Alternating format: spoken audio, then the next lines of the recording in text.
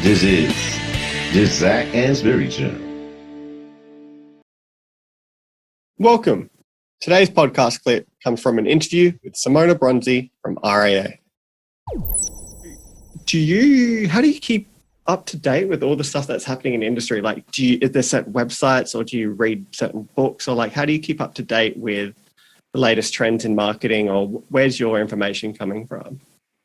I think I've had a lot of really good opportunities through work to attend virtual conferences. So since COVID, wow. That's been, instead of flying to Sydney for Mumbrella, we've been able to watch Mumbrella from our conference room, which is awesome because it's given us sort of the whole team the opportunity to be exposed to that, whereas it might have just been a few people before because of expenses of going to Sydney. Mm-hmm. And we did a work from home masterclass right when COVID started.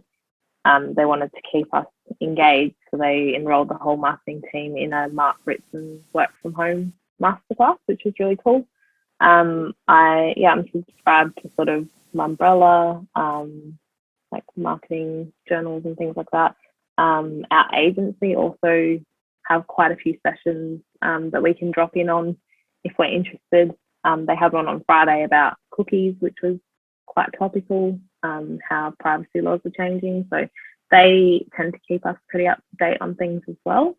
And just talking to people on my team, just finding out what's kind of going on. I scroll probably too much on social media and LinkedIn, and I read things there. Yeah, I think LinkedIn is actually quite useful because people share things either that they've done or they share things that they think will be useful for everyone else. So it's kind of like if you follow people or are connected with people who are in similar fields or like-minded, whatever, they're kind of like your personal content curators. Yeah. I see that, like I mentioned before, like you work with one of my friends, Travis Murphy, and Trav is a real big wine buff, and so he's constantly looking at deals, and he knows what's very good value. He knows what all the good regions are, and like I've learned so much from him, and I still know very little in wine compared to him. But he'll always be sending through messages being like, oh, did you want to go halves on like, a case of this wine, and it's normally $60, but we can get it for 20 a bottle, and we'll split shipping. And it's like amazing because I know Trav has very good taste in wine, and I don't then have to do the bulk legwork for it. So I kind of see Trav in some way as my wine personal curator. You have the same service with LinkedIn, and exactly. It's quite cool. Even like Twitter, I find, Twitter could be a bit of a dodgy place where people are not very nice people and everything like that. But I think in some sense, and once again, if you're not following, especially political things, and you're following industry-based stuff about marketing, it can be a rich source of information. Mm-hmm. I don't actually have Twitter. Oh, really? I have to admit. It's the one social media platform I probably have a profile that I've set up like years ago and never used. The one I've just never really quite gotten onto. Yeah. It depends on what you want to use it for. It's definitely not as professional as LinkedIn. That's for sure. But yeah, and so Mumbrella I think is quite useful as well. I see a little bit of overlap with some of the other places like do you go to like Ad Age or Adweek and B&T and stuff like that? Yeah, I get a few things through. Or if someone in my team comes across something that's interesting, they'll flick it through. Yeah. But yeah, I would like to actually invest a bit more time in upskilling. Now that I've finished uni, I think there's a bit more capacity for me to do something outside of work, but I might make that a focus for next year. Doing some study to do with my profession, just have a little break for a bit. Yeah, I thought it was really interesting to learn. Of course, there's these online conferences happening instead, which is, like you said, good in one sense, more people from your team. Sucks in another sense because you don't get the gala dinners at the end of it where it's a really, really fun night. And also, networking's never the same. And like when you're in person, it's really nice to actually be around other humans. But I think one of the things that I learned just then was that your agency has actually been quite proactive in terms of bringing you in and teaching you about the latest things that's affecting them because it affects you as well, like cookies and privacy laws and stuff like that. If they, I suppose, from their perspective, if they didn't produce these for you, you might ask for things that are impossible. Yeah, that's really, really cool. Is this something that your team, like, how often do you have these, and how useful do you find them? So sort of pre-COVID, we did a lot more kind of in-person things, and then it honestly, I keep waiting to get a quiet time, because when COVID hit, we're like, oh, we're not going to be that busy because marketing's not that essential. Like, it is, but it's not like, if things are really drastic, like the things the RA need to keep operational, like insurance claims and things like that, and helping people with that. So we're like, well, maybe we'll have a bit of quiet time where we can just focus on optimizing things, but it just never happened. So we were a bit deprived of in-person networking and things last year, but we had the online courses to make up for it. And I know there were heaps of webinars, and like, I'm part of Business Chicks, so they have pretty cool webinars as well that I can watch, and I find them really useful for professional development as well, and just things like how to overcome like imposter syndrome and things like that. That's something I definitely struggle with. But yeah, in terms of our agency doing these Friday night sessions, I think they do them every Friday amongst their team. It's kind of a nice way to debrief, talk about anything that's topical, and then occasionally they'll invite us along if it's something relevant to us. So yeah, it's really cool. And is it fairly informal, like a discussion, or is it more of a presentation? No, it's just kind of a sit down with some cheese and wine and a bit of a panel, and everyone's kind of talking about things. That's where I thrive. I love networking events. Yeah. And it's really good to see that they're picking back up again. Yeah, that sounds really nice. And we are quite fortunate being in South Australia that, we can go to a sports game and have 40,000 people in an arena. Yeah. Because I hear about the arenas being in the US, they're basically COVID drives where you line up with thousands of other people waiting for your vaccine. Yeah, I know. It's sort of a bit surreal being in Australia and South Australia when you're watching what's going on. Yeah, we are super fortunate. You touched on networking, and like, there's so much value in meeting people and, that face to a name and having that conversation and you talk about professional things, but you can also get to know them as an actual person as well. Mm-hmm. What advice would you give to people about networking events? Like you mentioned Business Chicks as well. Mm-hmm. I think I've heard quite good things about that. Naturally have not attended. Men are welcome though. Are they? I had no idea. Yeah. Like to the breakfast and things like that. Yeah, there's men there. I had no idea. Business dudes or something like that. Yeah. But yeah, I think it's great. And so what advice would you have? Because these events can be quite scary and they can be quite intimidating, especially like I remember going to some of these events when I was still in uni, and you'd be seeing these people who were, the marketing directors of this company, or the marketing director or marketing manager of this one, or just everyone seems so intimidating. What would your advice be about how to approach people? And that's probably pretty useful. I think I've always been quite comfortable approaching people, which isn't the norm. So I recognize that might not be everyone's cup of tea, but I guess something that might help someone who hasn't been to a networking event before is like getting a friend along, just so you have someone there with you, and then at least you don't feel so alone. But also just like going up and talking to someone, just saying hello, because chances are they also feel the same, even if they are someone who is a director of a company or whatever. That everyone feels a bit anxious at these things, and I think it's just about recognizing that they still are people, and you don't need to put them on some pedestal as someone that you can't talk to. I've always found anyone that I've talked to really welcoming, and I've never felt that someone's like position has been intimidating towards me or affected the way that they treat me. And what sort of stuff would you recommend that they talk about? I usually just start with, hey, going, what's your name? Yeah. Or like, talk about the event that you're at, or if you just had food, talk about the food, or just a sort of icebreaker conversation starter, and then ask them a bit about what they're doing, and then they talk to you about what you're doing, and it kind of just seems to flow from there after the initial sort of awkwardness of starting the conversation. But that's been my experience, and I do find it quite easy to talk to people that I don't know. Yeah, and if you were a young, say, graduate and you were, maybe finishing uni in about 6 months' time, do you think it's a good opportunity at that point to, I don't even know what the norms are these days. Do people use business cards anymore, or is it just, I'll find you on like LinkedIn, as we were talking about earlier? And then putting yourself out there to be like, I'm going to finish in 6 months' time. I'm looking for a potential role. Do you have anything like how on earth do you breach that conversation?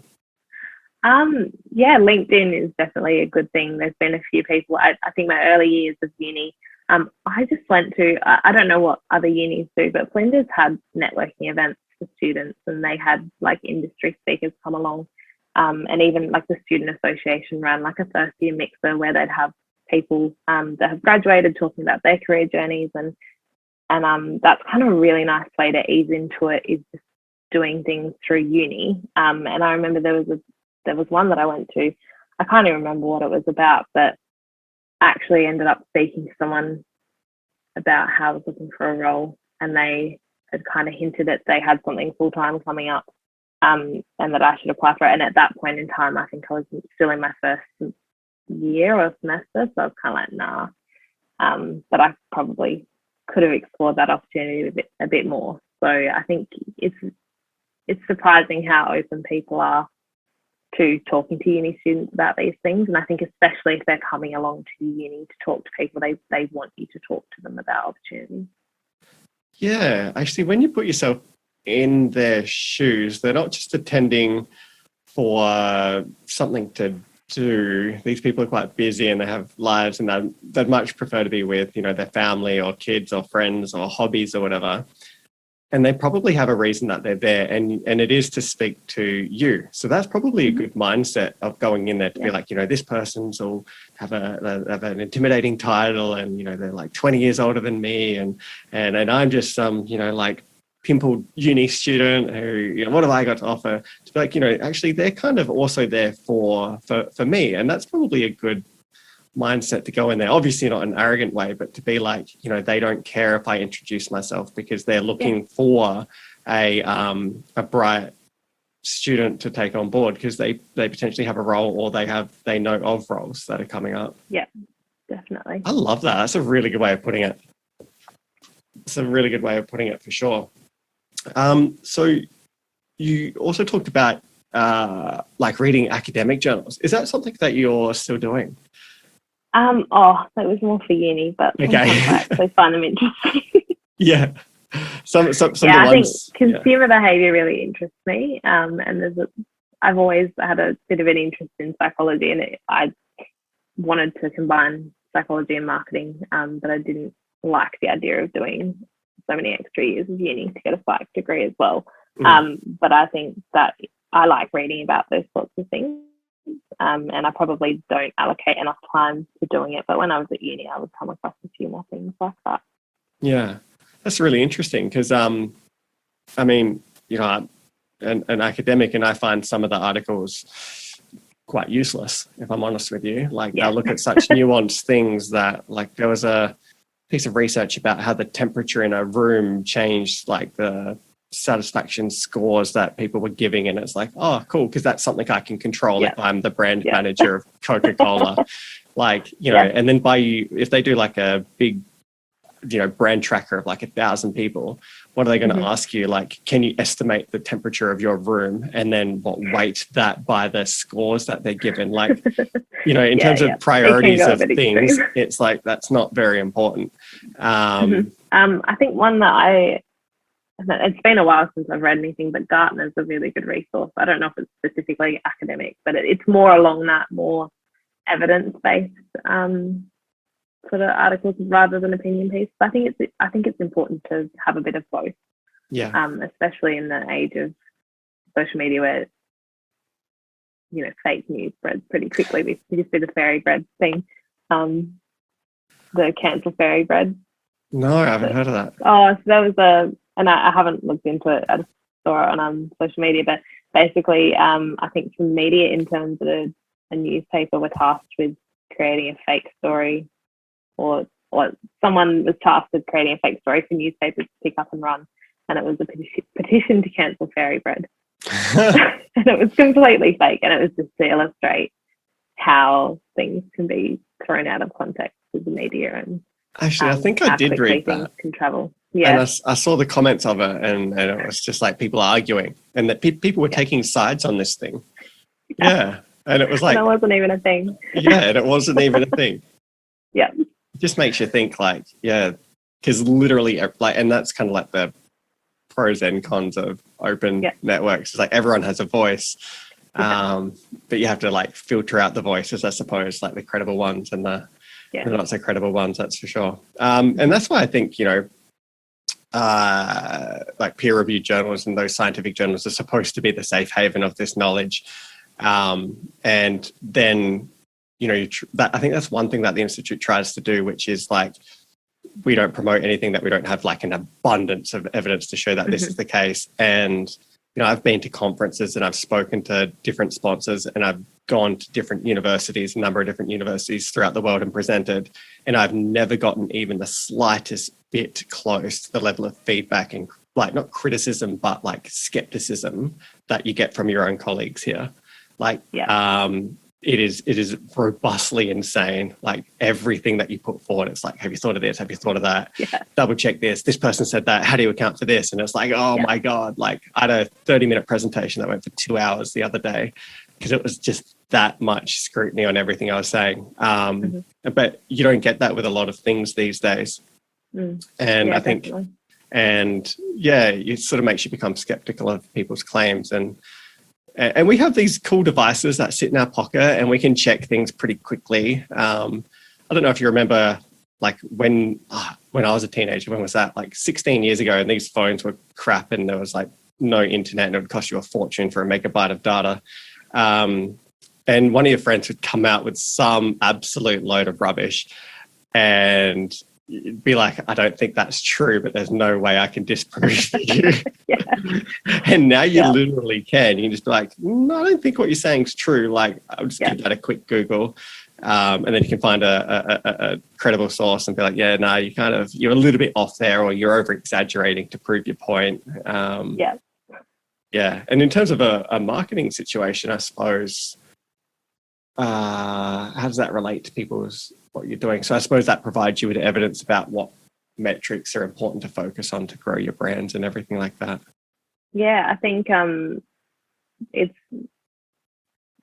think before my time at RAA, I was working for small companies and often in marketing roles where I was kind of doing basically everything. I didn't have all these experts to tap into, didn't have an agency to guide me as well. And I think the benefit of being so large scale is having access to like a market research team that can show what our members actually think, and also just like having year-on-year performance metrics and having different campaigns to compare things to. And I think something that I've really improved and enjoyed about working for RAA is just making more data-driven decisions. And that's something that I definitely want to learn a bit more about, is because naturally I'm not a numbers person.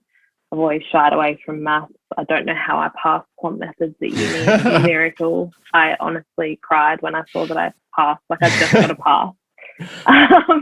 Because, that's just not where my skills lie. But I think having it put into a way that makes sense for my role and makes sense for marketing is really good, and it makes sense. So I would like to work on those skills a bit more and learn a bit more about that. Yeah, you're talking about making sort of data-based or data-driven decisions and making sure that you're focusing on sort of evidence-based stuff. How does that sort of research shape everything that you're doing, or through your role anyway? I guess there's that part of it, but then I guess it's also hard sometimes when we work on these new products, because often we don't have a benchmark to go from. Sometimes it is just a completely new product, and we can go, well, this company overseas has done something similar, this might work, but a lot of it's just like test and learn and just constantly reviewing what we're doing. But it's still making data-driven decisions because we're going, okay, we did this campaign. What were the results? Should we try it again and like slightly tweak it and see what result we get?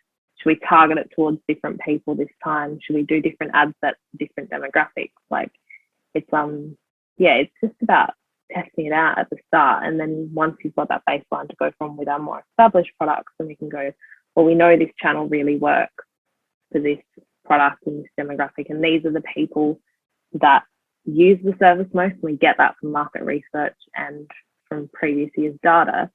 And yeah, we've got the market research team who can do like NPS surveys to make sure that we're meeting members' expectations. I say members instead of customers because, you know, they're not customers RAA, they're members.